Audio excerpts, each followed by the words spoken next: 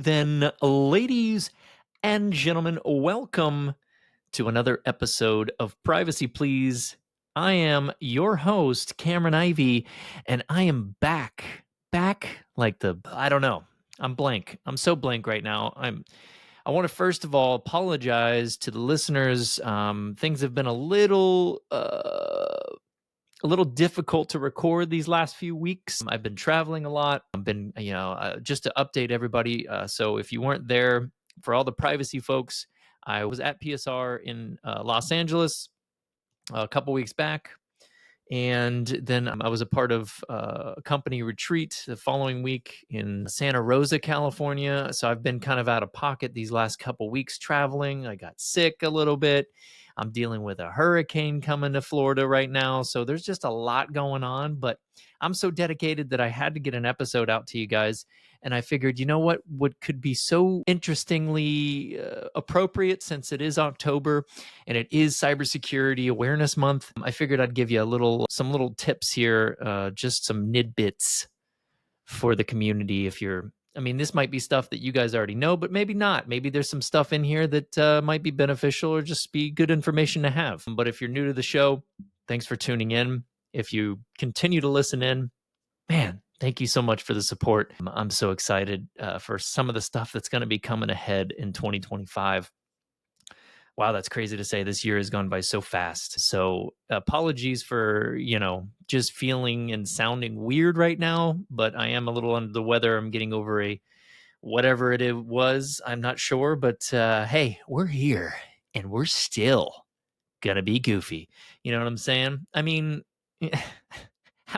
how can we not, right? Am I right? But we'll get serious here for a few seconds, maybe a couple minutes. Okay. Don't get too excited, folks. Don't get crazy. All right. Let's go ahead and dive into this episode. There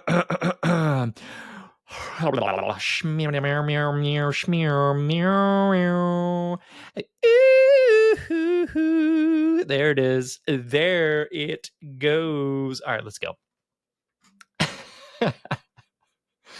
All right, ladies and gentlemen, welcome back to another episode of Privacy Please. Again, this is the Cybersecurity and Privacy Podcast where we talk all things privacy and security. This episode this week is going to be dedicated to a little bit more cybersecurity than anything. Without further ado, let's kind of dive into this. So as I mentioned earlier, it's October, so it is Cybersecurity Awareness Month. And wanted to spotlight 4 of the most common security blunders and how you can steer clear from all of them. So let's go ahead and jump to the first one. Are you ready? Are you ready for the... I don't know. Anyways. All right. Mistake number 1. Reusing passwords across all accounts. I'm looking at you, Janice, and Frank, and Philip, and Karen. I gotta say Karen. I'm sorry. Just go with it.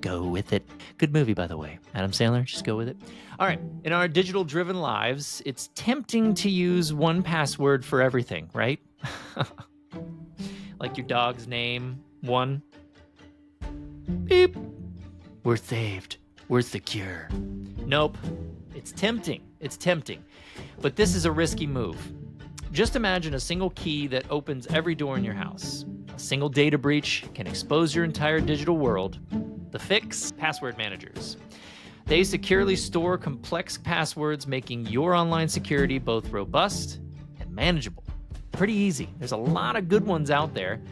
I could name them off, but I'm not sponsored. So there's plenty that you can use. I'll just use one that I use professionally, which is Bitfinder. But there are plenty out there. And a Bitfinder, if you come across this and you want to sponsor this show, gosh, man, that'd be great. We'd love to have you sponsor the show. All right. You're looking good out there. You know what I'm saying? Thank you. Anyways, mistake number 2. Moving on. Neglecting software updates. This is a classic one. Okay, so updating software can feel tedious, right? It's always annoying. But skipping this crucial step is like leaving your front door ajar. Okay? We don't want to leave that thing open because anybody can just squeeze their way in like a little weasel. You know what I'm saying? We don't need that. We don't want that. Nobody wants that. So software updates often include vital security patches that safeguard against newly identified vulnerabilities, right?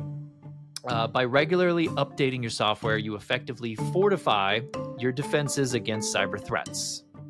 It's a common one in the industry. You need to remember to do this. Personally, for your family, for your organizations, this is huge.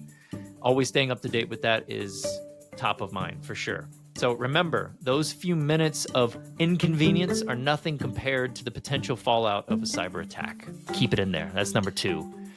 Bing, bang, boom. Moving on to number 3s. Let's go to the 3s. I don't know why I went Mario there. That was a little weird. All right, anyways. Mistake number 3, clicking suspicious links. Stop it. Okay? Stop getting so curious. It's okay to be curious. That's how we learn, but let's not click random links. Come on. Listen, Frankie, nobody is trying to text you to give you something good, okay? It's just a sketchy, suspicious link, okay? Put the meatball subscription down, my friend. Anyways, so phishing scams are becoming shockingly sophisticated. Often disguised as legitimate emails from banks or family members, one careless click can redirect you to a phony website. So it aims to collect your sensitive information. That's what it's always trying to do. Never click on something, especially if you are really suspicious about who it came from or what it came from. If it's an email, always look for little things that I can give you tips on. Is always look for little things in the address of the sender. So if it looks like somebody that you might know or somebody you work with, look at their address at the top. There's always going to be something that's really funny about the email itself. Sometimes it might not even be their actual name on there. You might not even catch that. So you have to look at those little things. Look at things like that. Look at the sign off. There's always little things that you can catch that really show that it's not legit at all. But when in doubt, pump it to spam, leave it alone, do not click it. And that way it'll formulate to keep that stuff out in the future. But no clicky, okay? Keep it out. Stop it. All right. Anyway, stay vigilant, scrutinize emails and links, especially those that you're not expecting, like I said. So a moment of caution can save you from potential identity theft. So if you like someone sends you something and you never want to respond right in the moment, especially if it's like a deep conversation or if it's kind of heated and you feel like you're going to respond in anger, have that same tactic for when you get random emails or texts from people you've never seen before or heard from. Give it a second. Like, give it a few minutes. Give it a day. Like, let it sit. Don't be clicking on things, okay? God, don't be crazy. What you doing? All right, anyways. You should be you guys are good at this. You guys are good, right? All right, we're learning. All right, anyways. Mistake number 4. Listen up, people. Ignoring dangers of public Wi-Fi. All right? I'm talking to you oh gosh, I don't even know where else.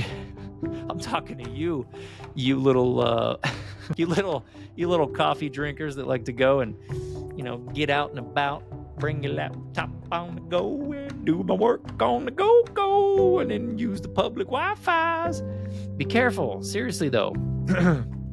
Public Wi-Fi is convenient but often unsecured, offering hackers easy access to your data. So using a VPN is like donning an invisibility cloak for your online activities.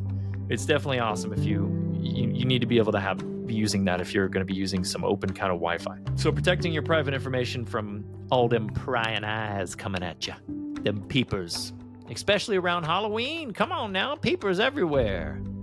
Man, people wearing masks and stuff. You don't know what's going on. So even a free VPN option is better than no protection at all when browsing on public networks. So just remember that. Try to use a free one if you can. Free trial, all them things. Do it. Okay? Cybersecurity might seem daunting, but with a few mindful practices like these, you can significantly boost your digital safety. So again, for October as Cybersecurity Awareness Month, I really wanted to just kind of give you a short little 4-step thing about some of the biggest mistakes that happen out there commonly where there's cyber attacks. And I think these 4 kind of hit that on the head. So hopefully this was kind of entertaining and helpful. If not, hey, come on now.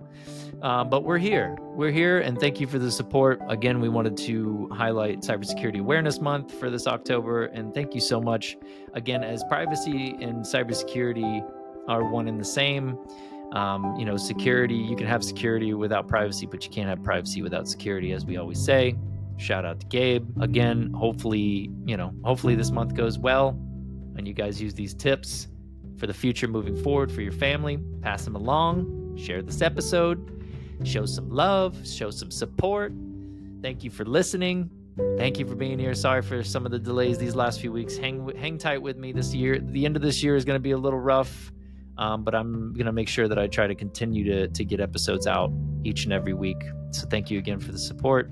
And if you have questions, guests, opportunities, anything, sponsors, shoot them my way.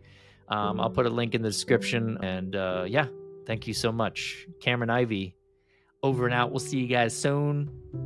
If you're in Florida, hunker down safe, everyone. Love you. See y'all next time. Cameron Ivey, over and out.